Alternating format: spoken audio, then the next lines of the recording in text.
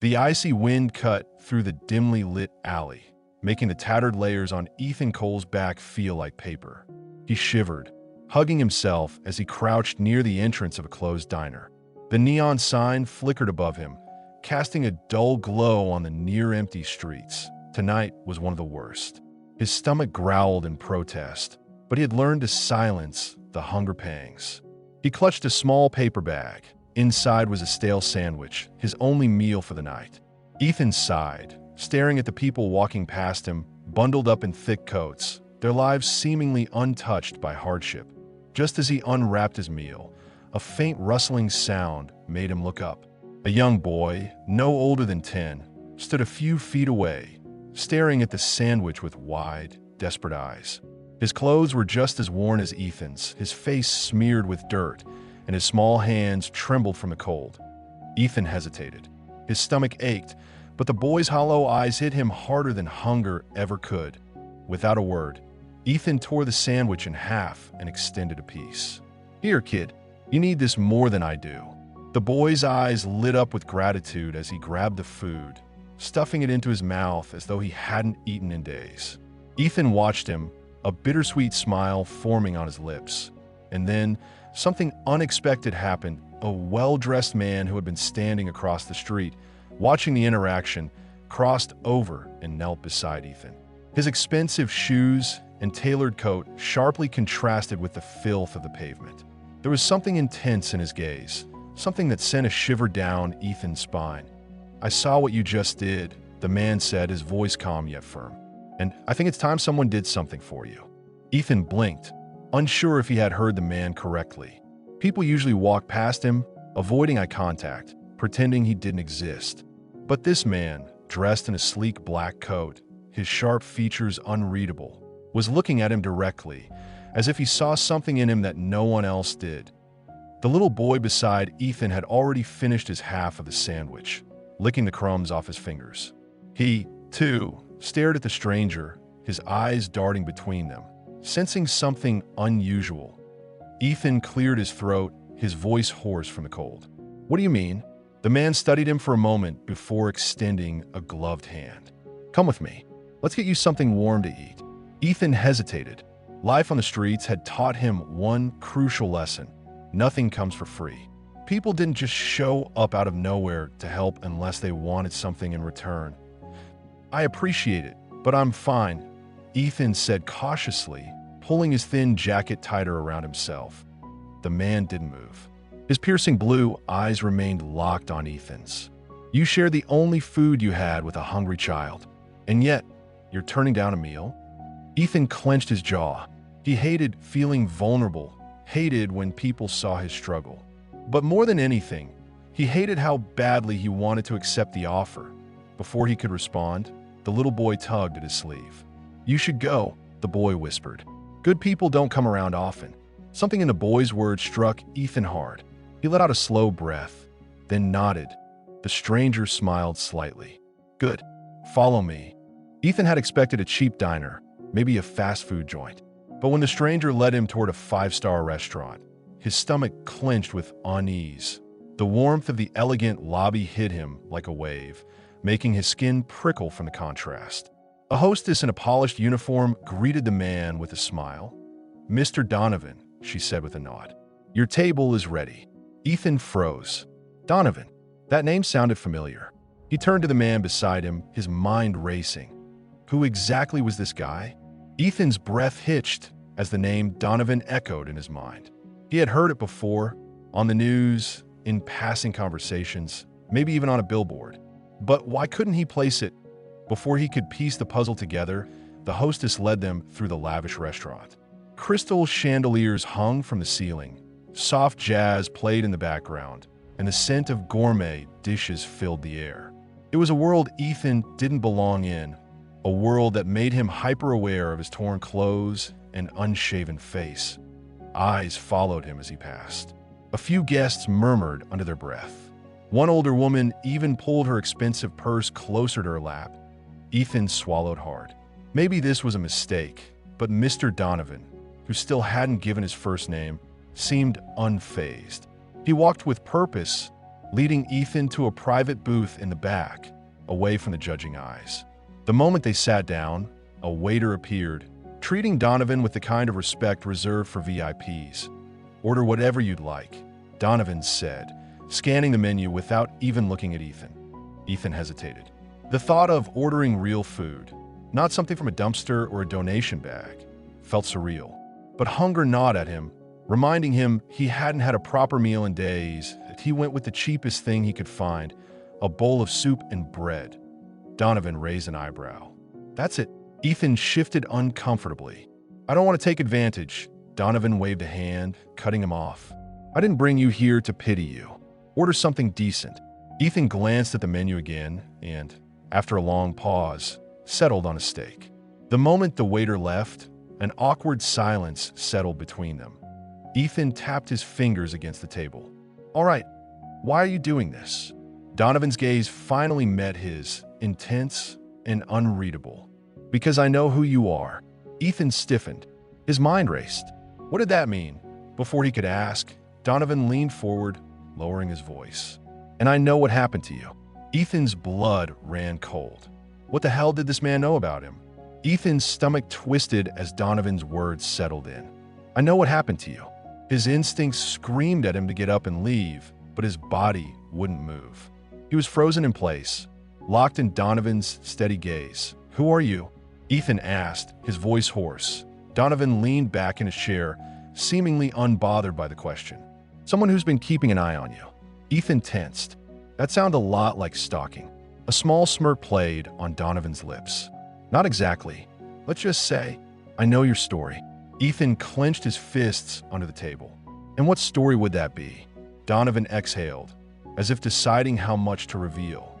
"Ethan Hayes, once a promising student at Harvard. Full scholarship, bright future. Then, poof, vanished off the grid 5 years ago. No job, no address, no connections. Now, you're just another nameless face on the streets." Ethan's breath hitched. How did he know that? His past was something he had buried deep, something no one in his current life knew. He had spent years making sure of that. How? Ethan started, but Donovan cut him off. "I make it my business to know things," he said smoothly. The waiter arrived with their food, breaking the tense moment. The aroma of the steak should have made Ethan's mouth water, but his appetite had vanished. He forced himself to pick up his fork. "So, what do you want from me?" Donovan took a sip of his wine before answering. "I want to change your life." Ethan laughed, a bitter, hollow sound. That's what they all say before they ask for something in return. Donovan met his gaze without flinching. "Fair assumption, but I'm not asking for anything, at least not yet." Ethan narrowed his eyes. There it was, the catch. He pushed his plate aside. "I don't play games. If you have something to say, just say it." Donovan's expression darkened slightly. "All right then, I've been looking for someone like you, someone smart, resourceful, and capable of handling pressure." Ethan scoffed. "You're looking for a homeless guy?" "I'm looking for someone who knows how to survive," Donovan corrected. "And I think you're exactly the man I need." Ethan felt a knot tighten in his gut. What kind of offer was this? And why him? Whatever it was, one thing was clear: his life was about to change forever. Ethan's pulse pounded as he stared at Donovan. A lifeline, or a trap? The warm aroma of food drifted around him, but his appetite had vanished. Trust was a dangerous thing, especially when you had nothing to lose. Donovan tapped his fingers against the table, waiting. "You said you're listening." "Good."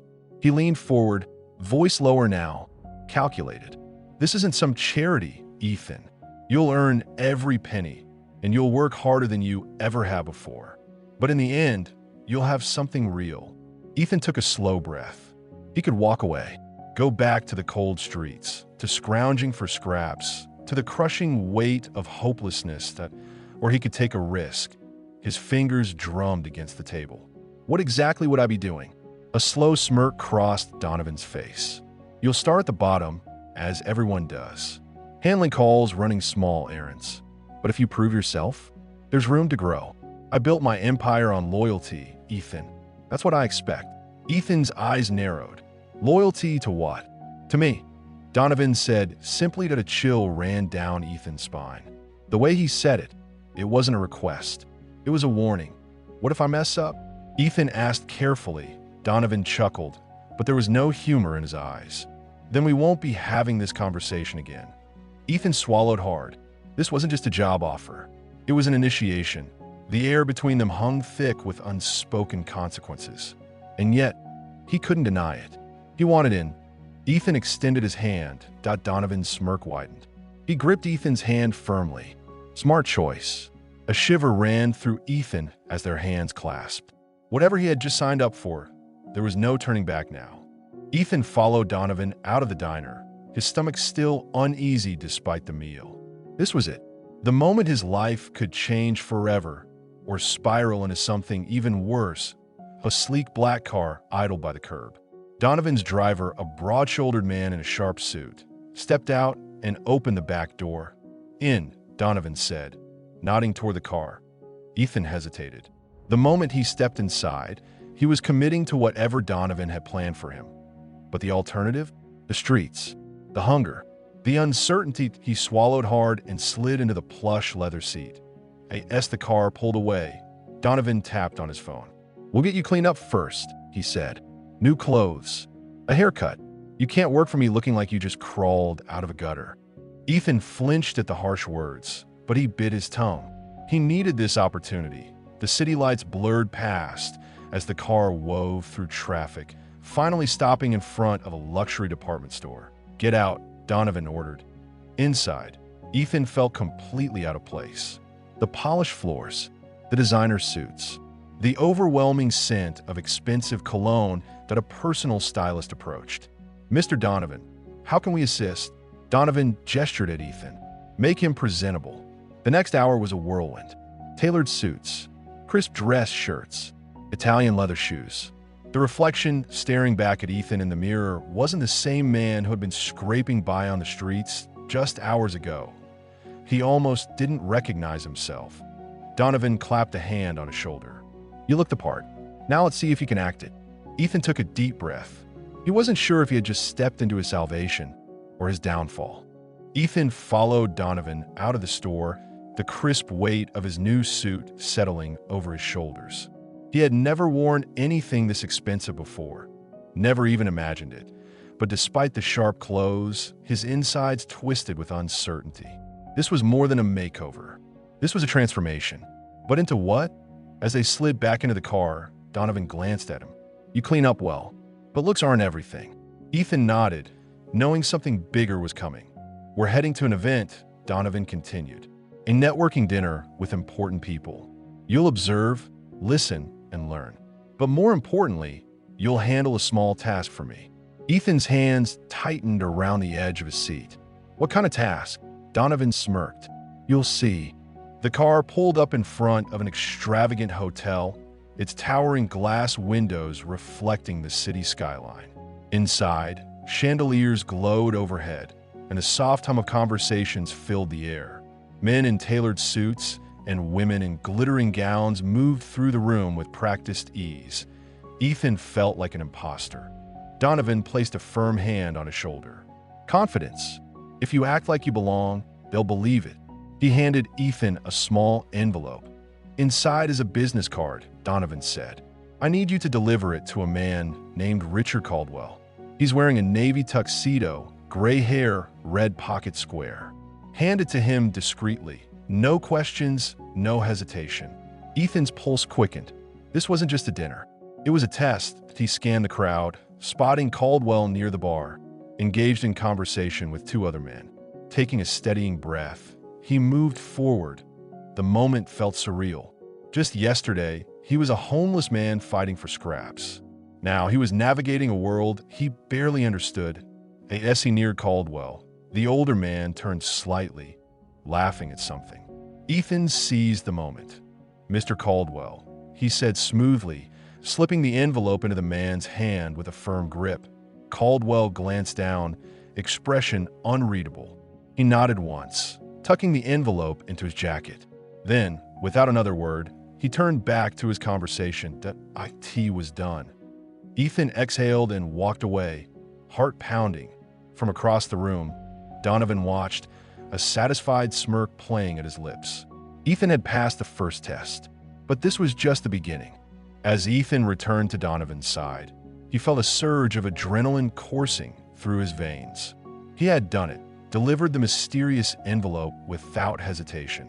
But as much as he wanted to celebrate the small victory, an unsettling feeling gnawed at him. What was in the envelope? Ethan finally asked, his voice low. Donovan chuckled, swirling the drink in his hand.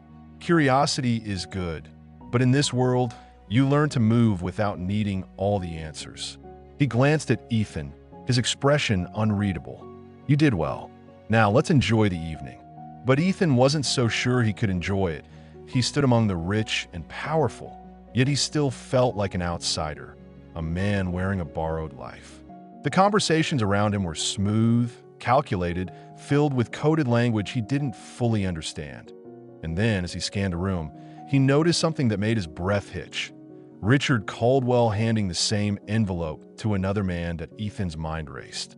What exactly had he just delivered? And what had he unknowingly become a part of? Later that night, back at the penthouse, Donovan poured himself another drink before motioning for Ethan to sit. You handled yourself well tonight, Donovan said, and I'm going to make you an offer. Ethan leaned forward, listening intently. I don't help people for nothing. I see potential in you, raw, untapped potential, and I can refine that. Donovan's piercing gaze locked onto his. I can turn you into someone who never has to worry about a meal again. Someone who belongs in that world. Ethan swallowed hard. This was the moment.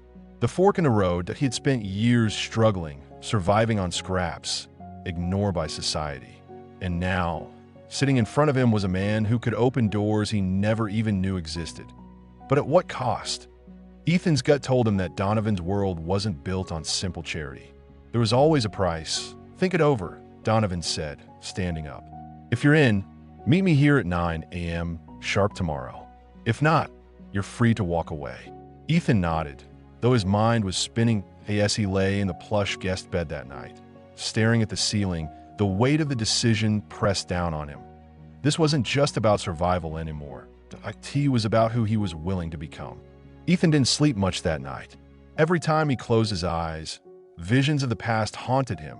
Cold nights on the streets, hunger gnawing at his stomach, the judgmental stares of people who passed him by as if he were invisible. And then there was the future Donovan was offering: luxury, power, belonging. But at what cost? By morning, he still didn't have a clear answer.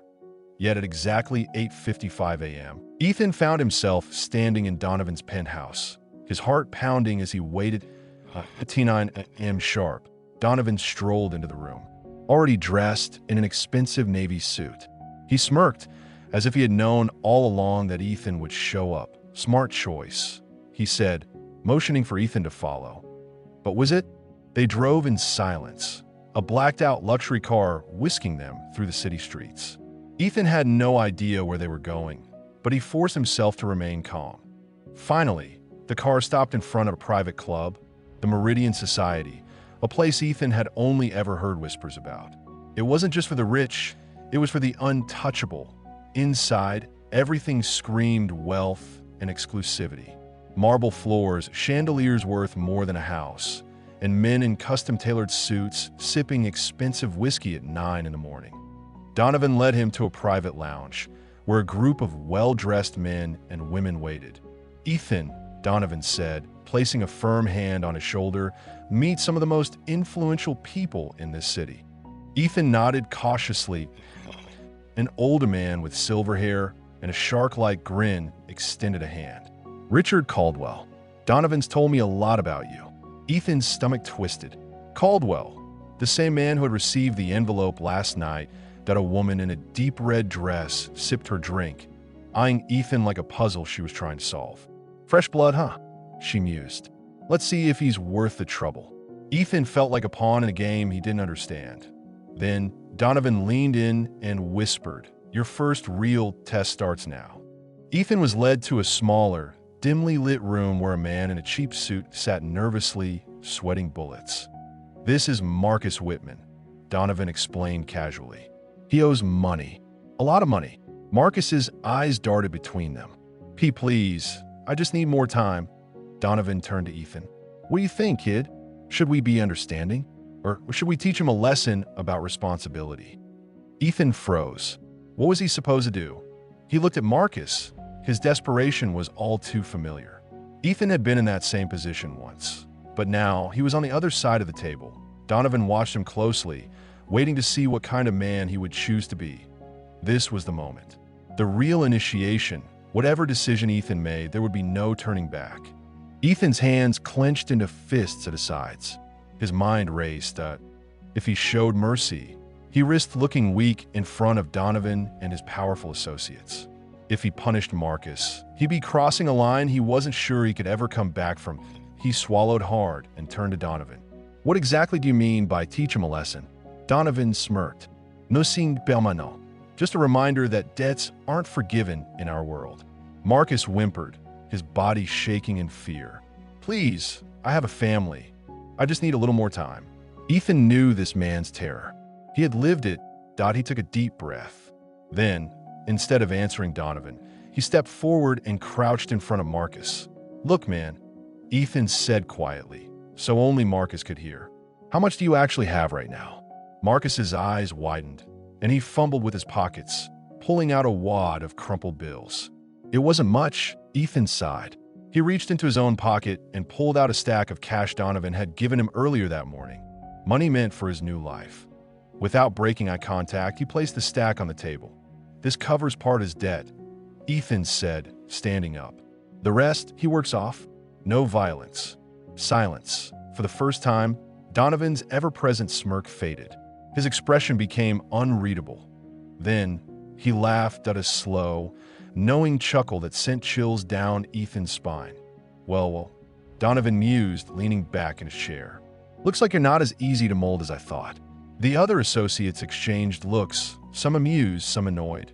Ethan stood his ground, pulse racing. After a long pause, Donovan clapped a hand on his shoulder. I'll allow it for now. But remember this, Ethan, kindness in this world can be a weakness.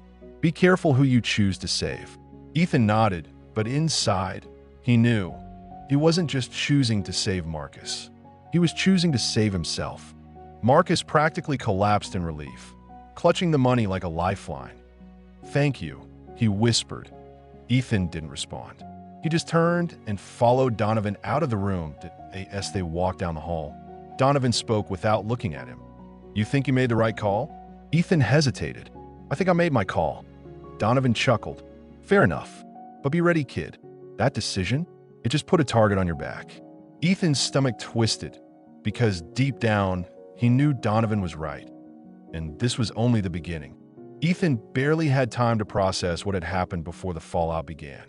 The moment they left the underground meeting room, Donovan's associates started whispering. Ethan felt their stares bore into his back, their eyes filled with something between curiosity and contempt. By the time he reached his apartment later that night, the adrenaline had worn off, replaced by a sickening sense of unease. He had defied Donovan. Not directly, not in a way that would get him killed, yet, but enough to make people question him. And in Donovan's world, doubt was dangerous. The next morning, Ethan woke to a text from an unknown number. You made a mistake. No name, no context, just those 4 words. His gut clenched. He quickly scanned the street outside his window, but nothing seemed out of place. Still, the message was clear. Someone wasn't happy about what he'd done, and they wanted him to know it. That night, Ethan took a different route home. His instincts screamed at him to stay alert. He kept his hand near the switchblade in his pocket, just in case. Halfway down an alley, a figure stepped out of the shadows. Ethan tensed. The man was older, rough-looking, with scars on his knuckles. But it was his eyes that made Ethan freeze. They weren't filled with anger. They were filled with recognition. You got guts, kid, the man said, lighting a cigarette. But guts only get you so far. Ethan stayed silent. The man exhaled smoke, then tossed something at Ethan's feet, a crumpled photograph. Ethan bent down and picked it up. His blood ran cold. It was a picture of his mother. Ethan's grip on the photo tightened. He forced himself to keep his voice steady. What do you want? The man took another drag of his cigarette. Not me, but someone else wants you to understand. There are lines you don't cross. You stepped over one. Ethan swallowed hard. Donovan, the man shook his head. Not him. Someone worse. That sent a chill down Ethan's spine. Worse than Donovan. Before Ethan could ask more, the man turned and disappeared into the night. Ethan looked down at the photograph again. And in that moment, he realized this wasn't just about him anymore, that if he wasn't careful, the people he loved would pay the price. And that was something he couldn't allow. Ethan didn't sleep that night. He sat at his small kitchen table, staring at the photograph of his mother. Someone wanted to scare him. Someone wanted him to feel powerless. They failed that by sunrise. Ethan had made his decision. If they thought he would back down, they didn't know who they were dealing with. It was time to take control. Ethan knew he couldn't do this alone. He needed help. Someone with power, someone who hated Donovan just as much as he did. He made a call. The voice on the other end was sharp, skeptical. "You better have a damn good reason for calling me." Ethan smirked. "Edo, how would you like to take Donovan's empire for yourself?" A pause, then a chuckle. "Now you have my attention." Ethan just made his first big move, and there was no turning back. Ethan met his new ally in a dimly lit bar on the edge of town. Across from him sat Vincent Carver, one of Donovan's former enforcers, now an outcast looking for revenge. Carver stirred his whiskey. "You really think you can pull this off?" Ethan leaned in. "I don't think. I know." Carver smirked. "Then let's burn it all down." That night, they laid the foundation for their plan. Ethan would stay close to Donovan, feeding Carver inside information. Slowly, carefully, they would turn Donovan's empire against him, one betrayal at a time. The first move had to be subtle. Ethan spread a rumor, a small, seemingly harmless lie about missing money, just enough to make Donovan paranoid. And it worked. Within days, Donovan's men were turning on each other, whispering about a rat in their ranks. And no one suspected Ethan.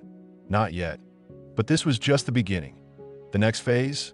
Ethan fed Donovan false intel, leading him straight into a deal gone wrong. Donovan barely escaped, but he lost millions. His empire was crumbling, and he didn't even know who was pulling the strings. Ethan watched it all unfold from the shadows, and for the first time, he felt powerful. It all led to this one last move. One final betrayal. Ethan arranged for Donovan to meet a trusted contact, but when Donovan arrived, he found himself surrounded. The Carver's men stepped from the darkness, guns raised, and standing at the front was Ethan. Donovan's eyes widened in shock. "You," Ethan smirked. "Checkmate." Bang. With a single gunshot, Donovan's reign ended. And Ethan, he wasn't the scared kid anymore that he had won.